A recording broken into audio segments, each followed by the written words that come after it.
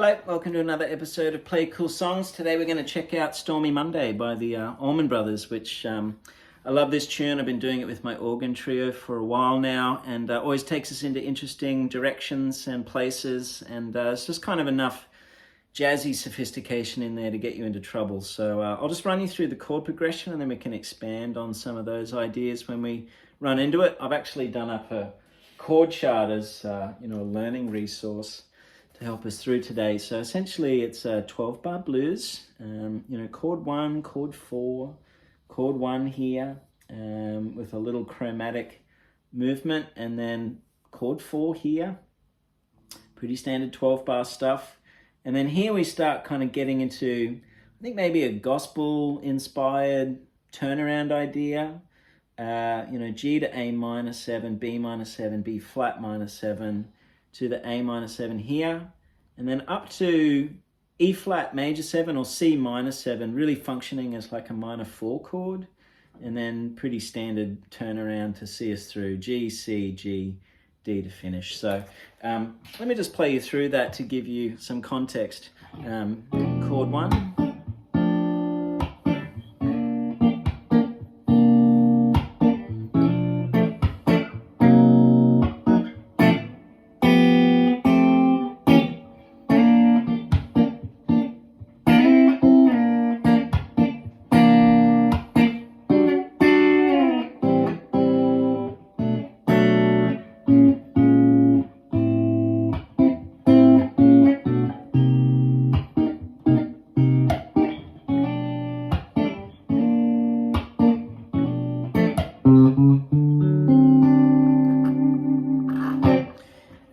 So really it's just that progression cycling around until we're done. But there's a few moments in there which I think just kind of open up some possibilities for, more sophisticated approach to the blues. And that's what I really love about this song and the Allman Brothers really overall.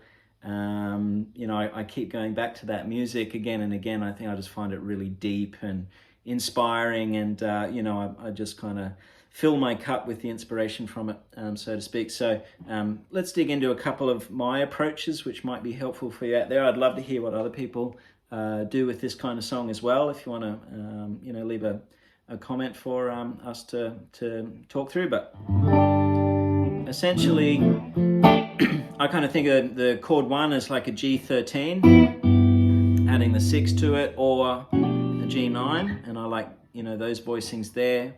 In tab speak, 2 3 2 3 3, or that version of the 13. But I mean, works too, works.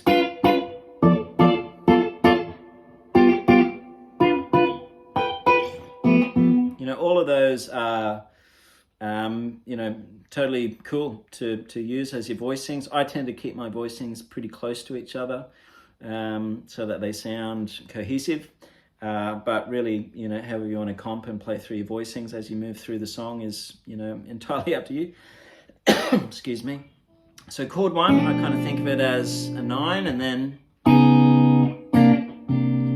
moving into chord 4, and even that half step into the chord 4 kind of outlines, something that I want to talk about today, which is the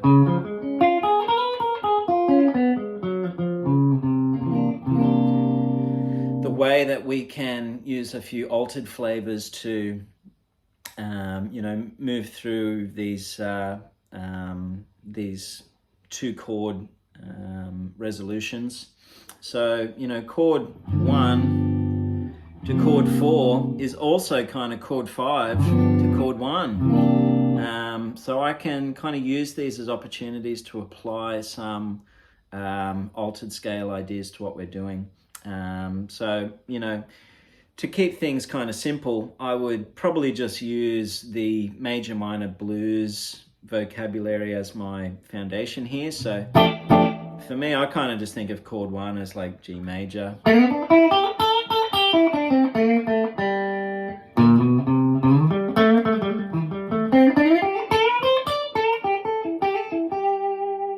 Right, and I can then kind of take the C as a G minor moment. So here's chord 1.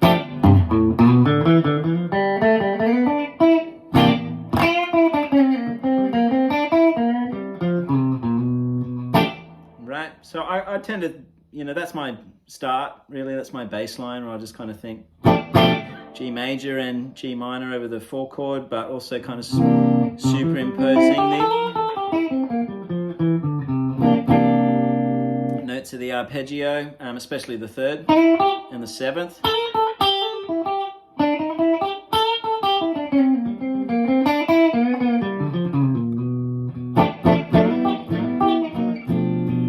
Right, now as we kind of get to bar 3 and 4, I have this A flat. Instant mojo, kind of sliding 1 semitone up. And it kind of introduces this idea of using G to C as a 5-to-1. And I kind of think of that A flat now as an invitation to play an altered kind of concept into bars 5 and 6, which are just my, chord 4. So I would sort of think of G as my chord 5, and I'm going to play an altered idea over that. Now, you could just think of that simply as play a bunch of wrong notes, or you could think of it as I'm going to play whole tone, diminished, Lydian dominant, or the altered sort of thing. And I kind of think of it as I'm going to take G, I'm going to move it up a half step and play melodic minor.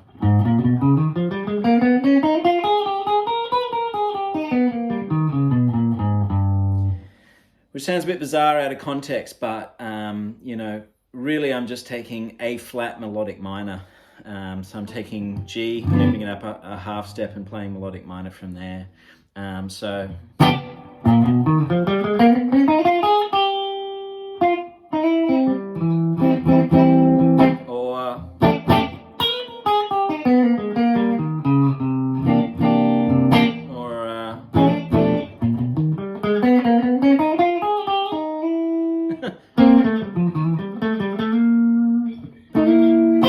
So yeah, have a play around with that. That's something which I would just put into a looper pedal on its own, G to C, and just try and get some A flat melodic minor into that. Or that's a real classic Robin Ford move where I'm going to play diminished into the chord 4.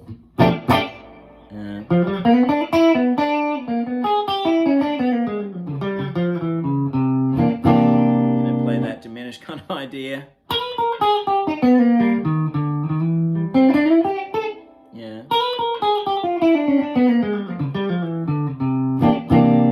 So you can take it as far as you want. Scott Henderson would say, just play, 4 or 5 notes of that, so people kind of aren't alienated by your altered scales. And I think you, over time, will kind of learn the restraint and finesse to kind of wedge that altered sound in there and not sound like you went to jazz school as such. All right, so now I'm on the C. So essentially I kind of think of the chord 1 and the chord 4 as their own keys. So I'm kind of just thinking of G7, and here when I'm playing 2 bars of C9, I'm really just thinking that's my key now. And I might play some G minor blues over that, but really I'm just trying to highlight the notes of the C7. And then I start getting into, I really think bars 6 and 7 for me are like the G major scale, which really is highlighting a softness to the chord progression. Where that next chord is the A minor 7 up to the B minor 7, B flat minor 7, to the A minor 7. So that kind of gives me like a exit from just blues land, and I kind of feel like now I get an opportunity to play some G major ideas.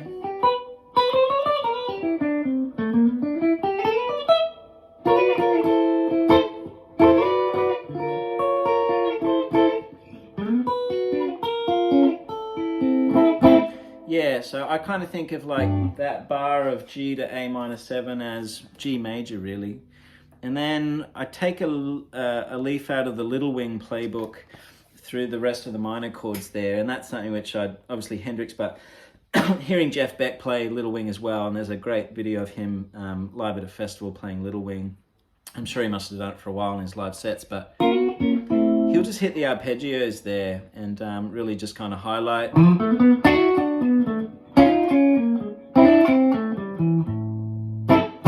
Just play like the same thing 3 times through the B minor, B flat minor, and the A minor.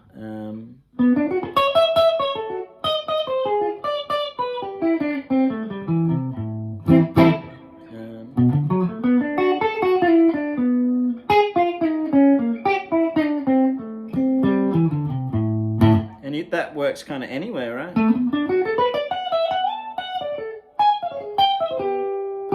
So I tend to follow that through, those 3 chords where I'm just playing the arpeggio, or the same idea as I did, across the B minor, B flat minor, A minor. And now I'm back to A minor 7. I'm taking it up to C minor 7. Or E flat major 7, and so really it's functioning as like a minor 4 chord, which in sort of a jazz theory approach they would say you could play C minor melodic,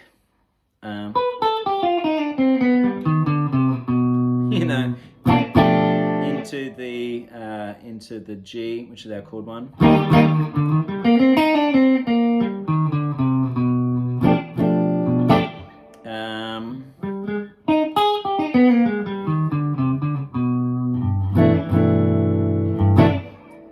That kind of altered idea would work there as well, but yeah, I tend to sort of just highlight E flat major 7.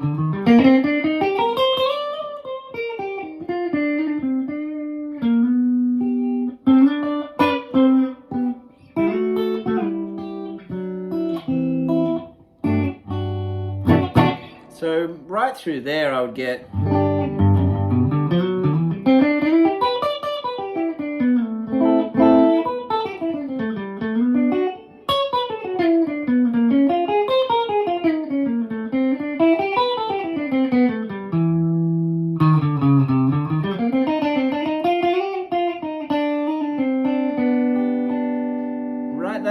idea through that section. I've just come off 2 bars of the 4 chord, and now I get into chord 1, A minor 7, B minor.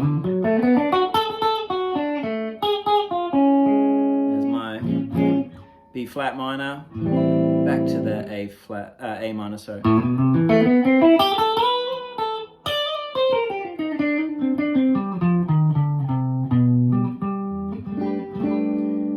Back to the chord 1, and now if you're still with me, I'm just at that final turnaround, which you can just go to town with your fave Stevie Ray Vaughan licks, I suppose.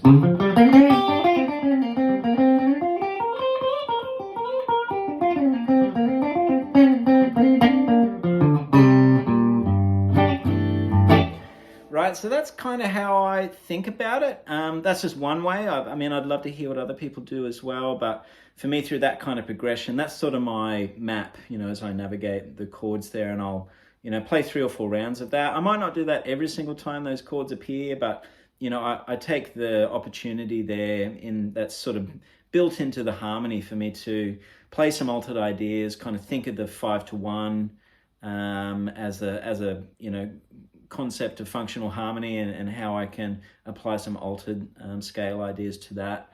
And so, when you're playing 3 sets of blues music and you're just doing a lot of 12 bars, when you get a song like this, which gives you a few extra chords to play around with, and it's nice just to have some stuff in your hip pocket to bring out for those moments, so, again, I'm kind of thinking chord 1,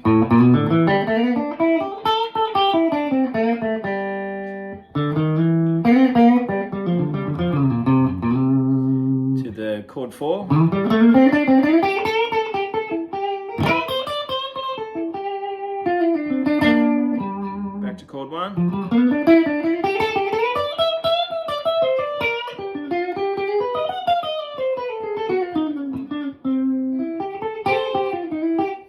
Right, that's where the A flat happens. And I can just get weird. Okay, and now into...